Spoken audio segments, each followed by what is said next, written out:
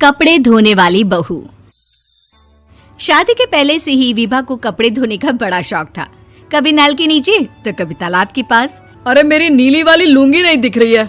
विभा की अम्मा, कहाँ रखी है लुंगी? अरे वो तो विभा ने परसों ही धोकर रखी थी आपकी अलमारी में, देखो वहीं होगी।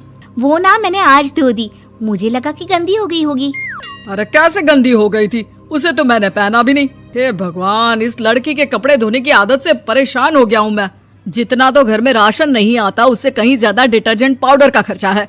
इसकी शादी करवा दो, शादी जाए अपने घर में ही करे काम, फिर चाहे घर के कपड़े धोने हो या पूरे गांव के।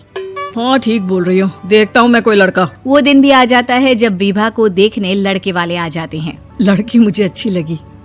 होने वाली सास कहती है, बेटी अगर कुछ पूछना है तो पूछ लो। वैसे तो हमारी लड़की बहुत ही शर्मीली है, जो बोल दो वो मान लेती है, इसे क्या पूछना होगा। अरे कैसी बात कर रही हो माँ, मुझे इन लोगों के घर रहना है, सवाल तो कई है। हाँ हाँ बेटा, पूछ लो ना, क्या पूछना है। आप लोगों के घर कपड़े कौन धोता है? सास का मुंह बन जाता है।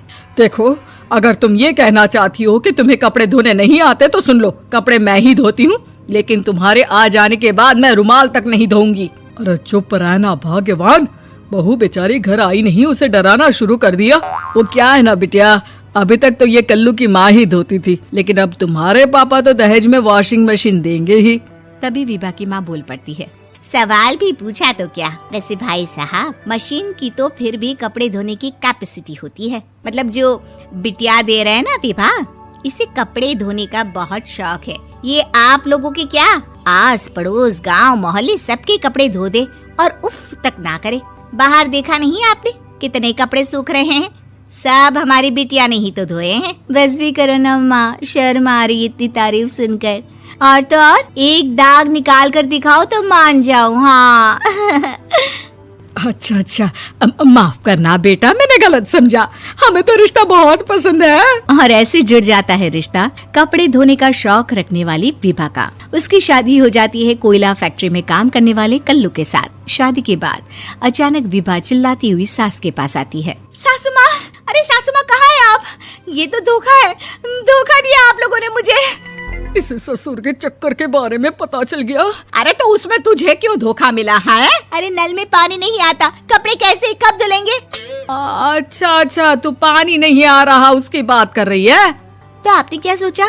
कुछ नहीं। अच्छा, तेरी माँ ने कहा था कि कपड़े धोने का शौक है तुझे, याद आया मुझे।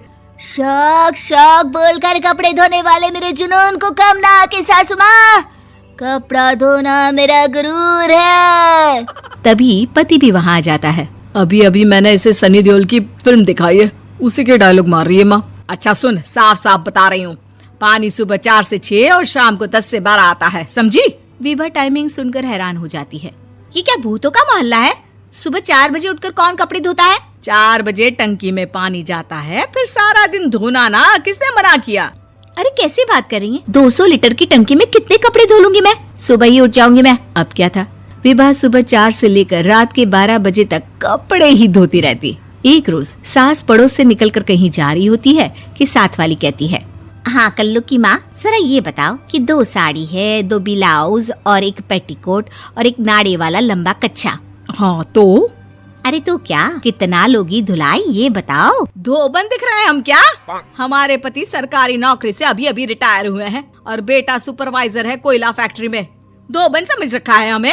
हाय रे कल्लू की अम्मा, माफ कर दो, वो तो मोहल्ले में यही सब बता रहे थे कि तुमने बहू को कपड़ा धुलवाने के काम में लगा दिया है। सास को पड़ोसन की बात सुनकर गुस्सा आ जाता है। वो घर पहुंचती है जहां घर के बाहर ही इतने सारे कपड़े सूख रहे होते हैं जितने कि किसी धोबन के घर पर। अरे ओ कल्लू की दुल्हन, बाहर निकल।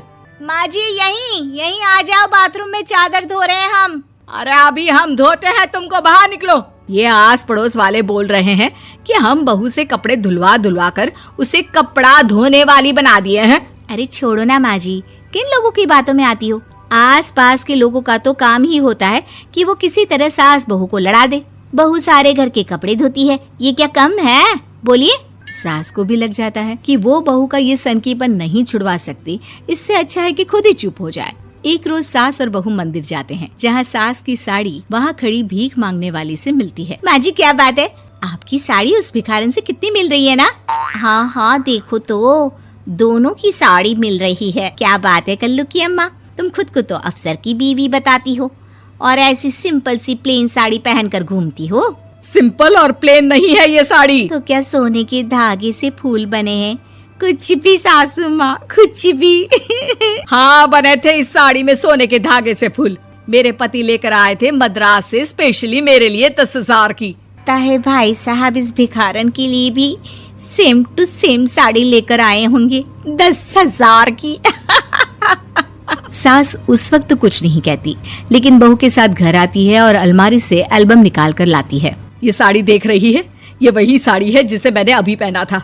इस साड़ी में ये जो चमकदार फूल दिख रहे हैं ना, ये सोने के धागों से काढ़े गए हैं। लेकिन तू लोकल वॉशिंग मशीन ब्रश से घिस घिस कर सारे फूलों को निकाल कर साड़ी प्लेन कर दी। मुझे माफ कर दीजिए सासू माँ। और तो और, जब मैंने तुझे तेरी गलती के लिए कुछ नहीं कहा, लेकिन तूने तो सबके सामने मेरा मजाक ही बना दिया। क्यों? बहू को समझ में आ जाता है कि अब से उसका कपड़े धोना बंद।